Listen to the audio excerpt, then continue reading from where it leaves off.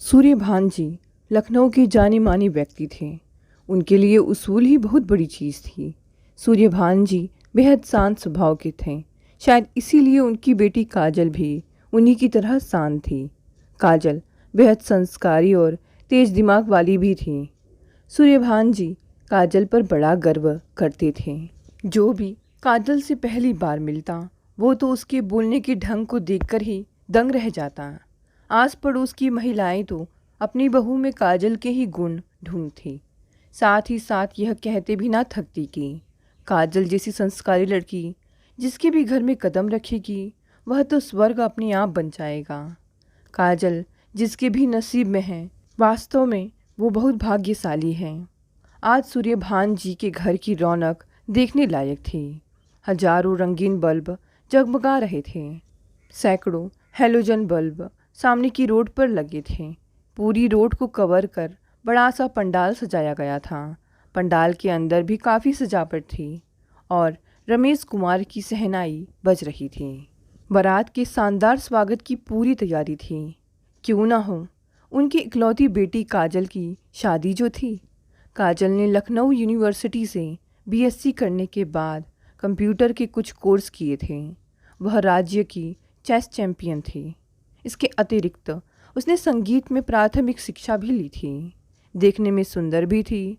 उसका होने वाला पति अमन लखनऊ का ही रहने वाला था। उसने भी यूनिवर्सिटी से कंप्यूटर इंजीनियरिंग में बीटेक किया था। बेंगलुरु में एक अमेरिकन कंपनी में सॉफ्टवेयर इंजीनियर था। सूर्यभान जी बेटी की शादी अच्छे सजातीय लड़के से कर बेफिक्र हो गए थे। अरेंज्ड मैरिज थी। बेटी को ज़रूरत की सब चीज़ें दिल खोल कर दी थी। शादी के एक सप्ताह बाद ही काजल पति के साथ बेंगलुरु आ गई। अमन और काजल दोनों बहुत खुश थे। काजल तो शाकाहारी थी पर अमन मांसाहारी था। पर काजल को इसमें कोई आपत्ति नहीं थी। दोनों ने प्लानिंग की थी कि 5 साल के बाद ही कोई बच्चा हो।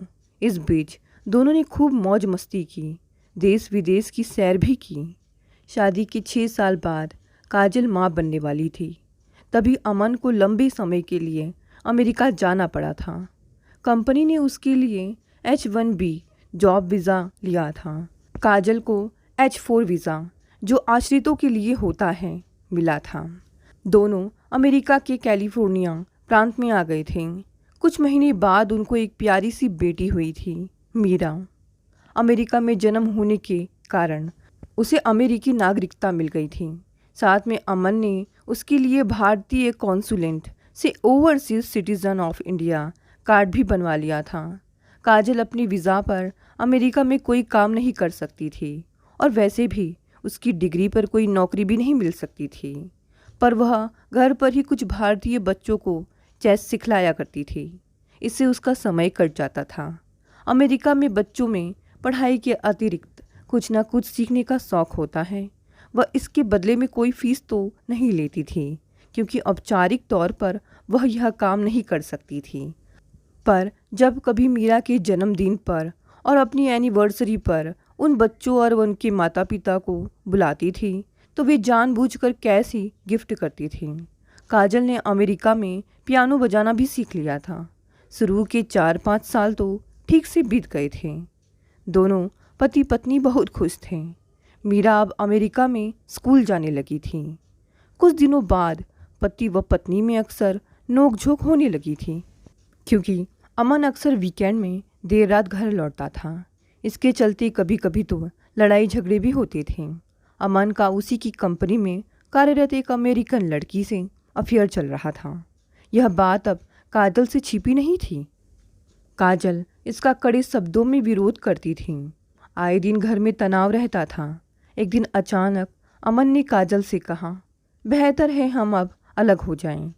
तब काजल बोली, तनाव तो तुमने पैदा किया है। हमारे बीच उस अमेरिकन लड़की को लाकर उसे अपनी ज़िंदगी से निकाल फेंको, सब कुछ अपने आप ठीक हो जाएगा। अमन बोला, तुम जैसा सोच रही हो वह नहीं होगा। हमारे बीच की खाई पाटना अब मुमकिन नहीं है। क्यों ना हम तलाक ले लें। काजल को इसकी उम्मीद नहीं थी। उसने अपने को संभालते हुए कहा, बेहतर है। तलाक की बात वैसे भी तुमने शुरू की है, मैं भी बटा हुआ पति नहीं चाहती हूँ।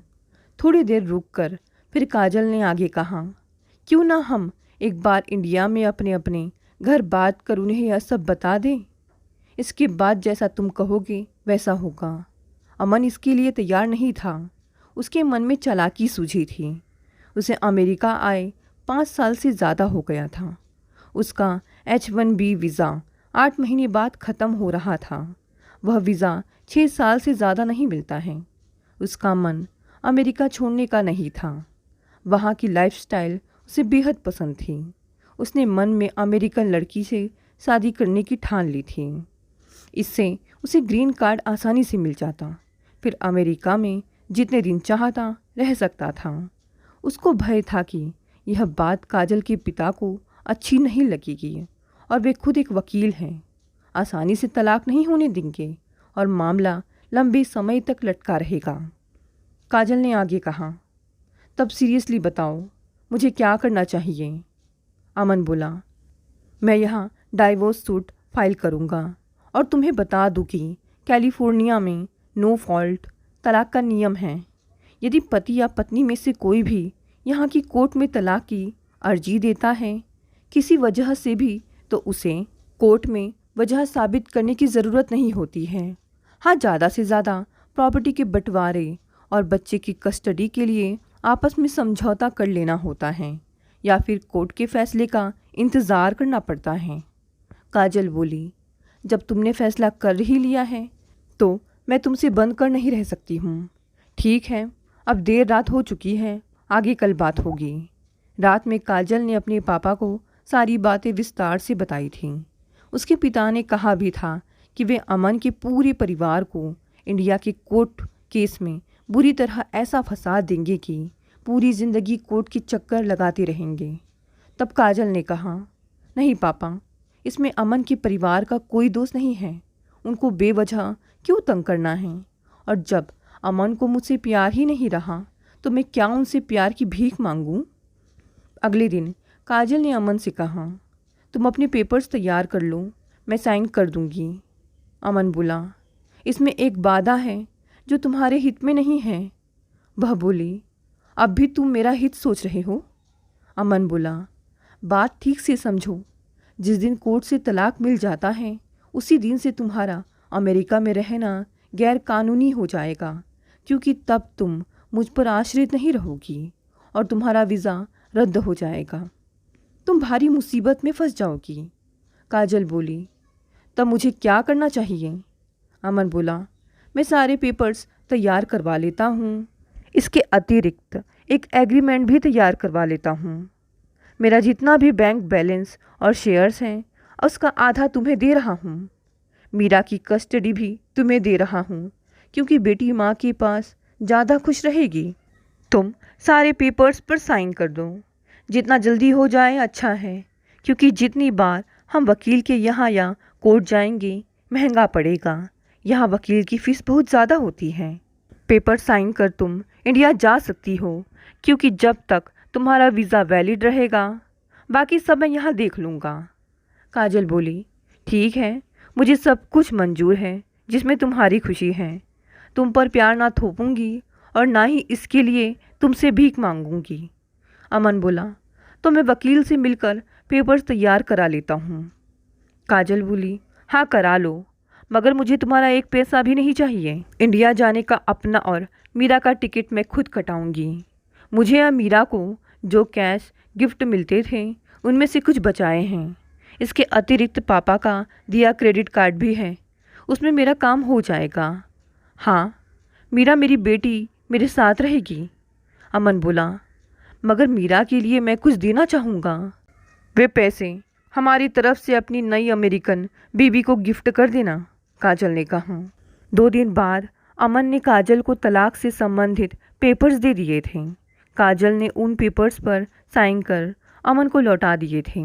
कुछ दिनों बाद काजल को कोर्ट से भी एक नोटिस मिला था, जिसे उसने तलाक पर अपनी सहमति के साथ वापस भेज दिया था। 2 सप्ताह के अंदर काजल अपनी बेटी मीरा के साथ इंडिया आ गई थी।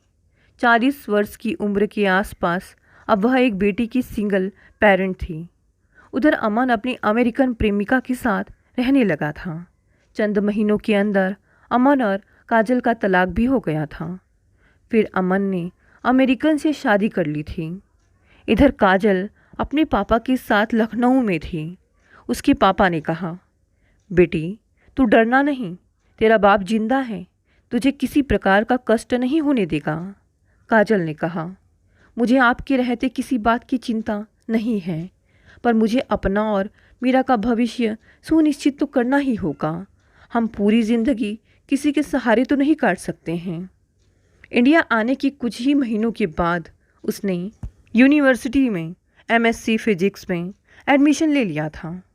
अपने फ्री समय में घर से कंप्यूटर पर स्काइप द्वारा अमेरिका से अपने कुछ पुराने बच्चों को चेस की कोचिंग देने लगी थी। इसमें अच्छी आमदनी भी थी। एक बच्चे से 1 घंटे के कोचिंग के लिए 500 रुपये तो आसानी से मिल जाते थे, क्योंकि अमेरिका में यही बच्चे 1 घंटे के लिए $100 तक देते हैं। इसके अतिरिक्त काजल को पियानो बजाना भी आता था।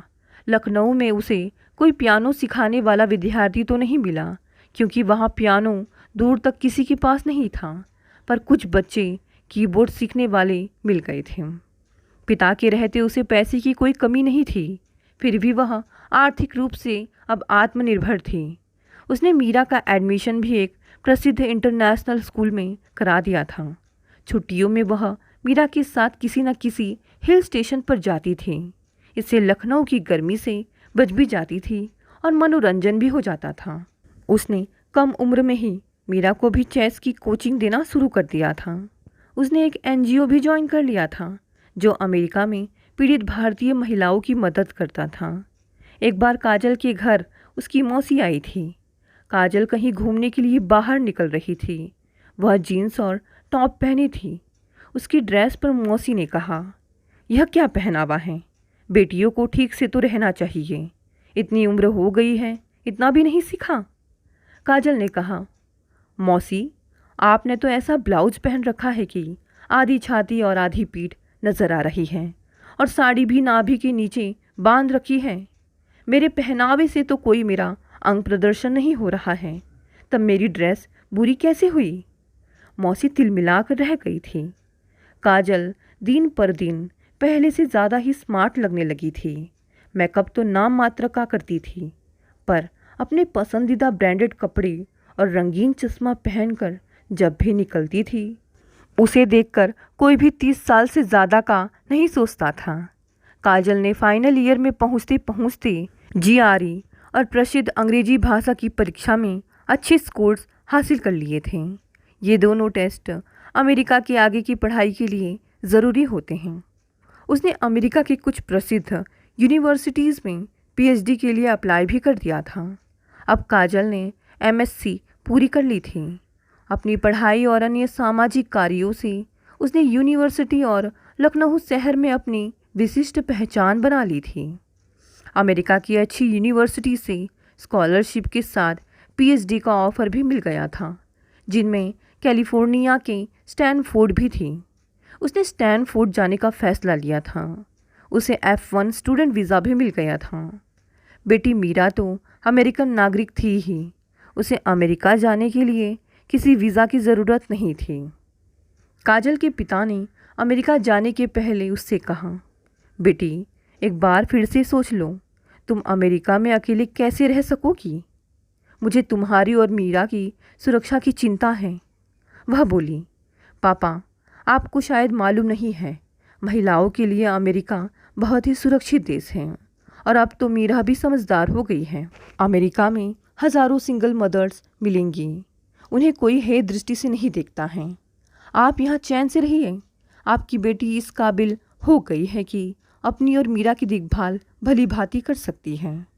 अगस्त के अंतिम सप्ताह में काजल और मीरा अमेरिका के कैलिफोर्निया के हवाई अड्डे पर उतरी थी। वहाँ से टैक्सी लेकर पालो ऑल्टो पहुँच गई थी। वहीं पर स्टैनफोर्ड यूनिवर्सिटी है। वहाँ आने के पहले काजल ने एक रूम का अपार्टमेंट इंडिया से ही बुक कर लिया था। उसने प्रसिद्ध एस्ट्रोफिजिसिस्ट के मार्गदर्शन में अपना शोध शुरू किया। उसके गाइड उसकी प्रगति पर बहुत खुश थे। बेटी मीरा भी स्कूल जाने लगी थी। सुबह यूनिवर्सिटी जाते समय इसे स्कूल में छोड़ देती थी और लौटते समय ले लेती थी। कभी लौटने में देर होने की संभावना होती तो उसे स्कूल में ही छोड़ देती थी। अमेरिका में ज़्यादातर पति पत्नी दोनों ही नौकरी करते हैं, तो उनके छोटे बच्चों के लिए स्कूल में अक्सर यह सुविधा होती है। देखते देखते 5 साल गुजर गए थे। उसने अपनी प्रोजेक्ट सबमिट कर दी थी, जिसमें सौर मंडल के ग्रहों के बारे में अतिरिक्त दुर्लभ जानकारियाँ थीं। उसकी प्रोजेक्ट को अमेरिका के अतिरिक्त अन्य कई देशों की साइंस मैगजीन्स में प्रकाशित किया गया था। सबने इसकी सराहना की थी। काजल एस्ट्रोफिजिक्स में पीएचडी डिग्री प्राप्त कर अब डॉक्टर काजल थी। स्टैनफोर्ड में भी उसने अपना वर्चस्व कायम रखा था। पढ़ाई के अतिरिक्त वह सांस्कृतिक कार्यक्रमों और भारतीय व अमेरिकी उत्सव में भाग लेती थी। दीक्षांत समारोह के अवसर पर काजल ने अपने पिता को भी अमेरिका बुलवाया था। वे भी अपनी बिटिया की संघर्षमय सफलता पर प्रसन्न थे। इस दौरान एक भारतीय विधुर ने काजल को प्रपोज किया था। उसने अपने पिता से पूछा भी था, मीरा से भी चर्चा की थी। दोनों को कोई आपत्ति नहीं थी। पिता को तो खुशी होती अगर काजल का घर फिर बस जाता।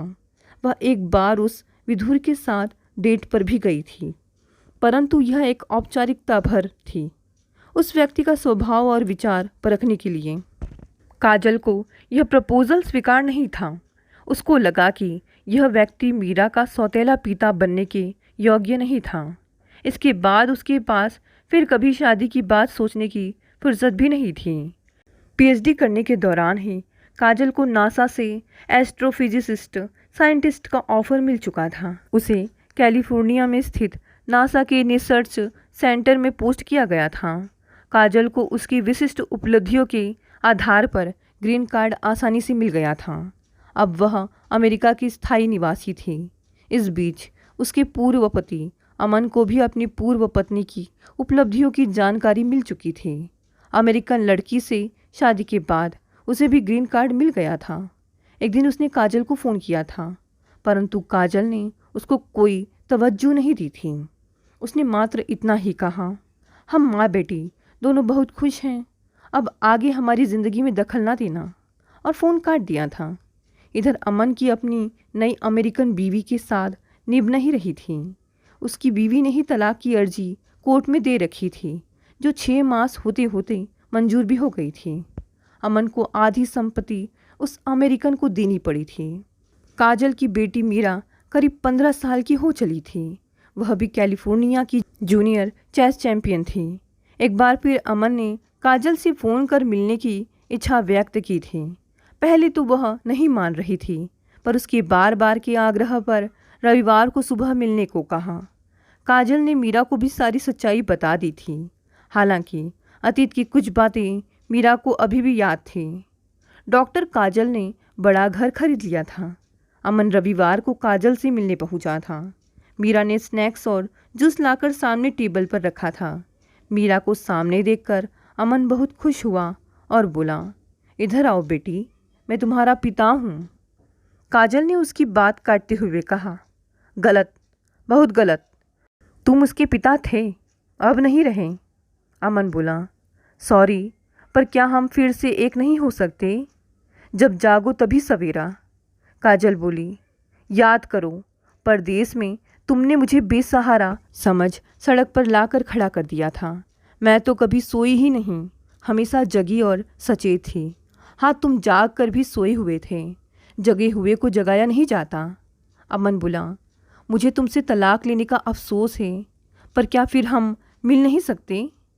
काजल ने कहा, तुम अभी तक 2 बीवियों से तो निभा नहीं सके हो। तुम पर कोई मूर्ख लड़की भी भरोसा नहीं करेगी। मेरा तो सवाल ही नहीं उठता है। अमन बोला, एक बार फिर से सोच लो, आखिर मीरा को भी पिता का संरक्षण मिल जाएगा।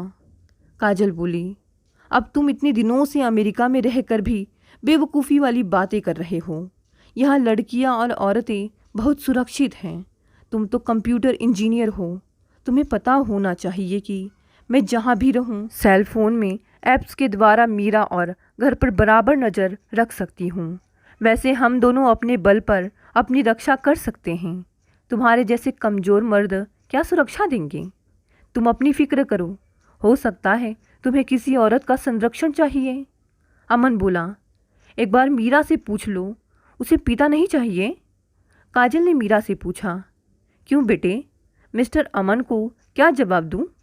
मीरा बोली, मेरी मम्मी पापा दोनों आप ही हो मॉम। हम दोनों में इतनी शक्ति और क्षमता है कि किसी तीसरे की कोई गुंजाइश ही नहीं है हमारे बीच। मिस्टर अमन से कह दो कृपया चले जाएं। काजल अमन की तरफ देखकर बोली, तुम्हें जवाब चाहिए था, मिल गया ना? Now you can go. और कभी नारी को अबला समझने की भविष्य में भूल कभी न करना। अमन बिना कुछ बोले काजल के घर से निकल पड़ा था। अमन ने काजल से तलाक मांगा था, उसने दे दिया था। काजल को पति के प्यार की भीख नहीं चाहिए थी। अमन ने काजल को अबला समझा था, लेकिन वह कमज़ोर नहीं थी और यह बात आज साबित भी हुई थी। दोस्तों, ये कहानी यहीं समाप्त हो गई। कहानी पसंद आई तो इसे लाइक, शेयर और कमेंट करें। साथ ही साथ अगर आप नए हैं तो इस चैनल को भी सब्सक्राइब कर लें। धन्यवाद दोस्तों, मिलते हैं अगली नई कहानी से।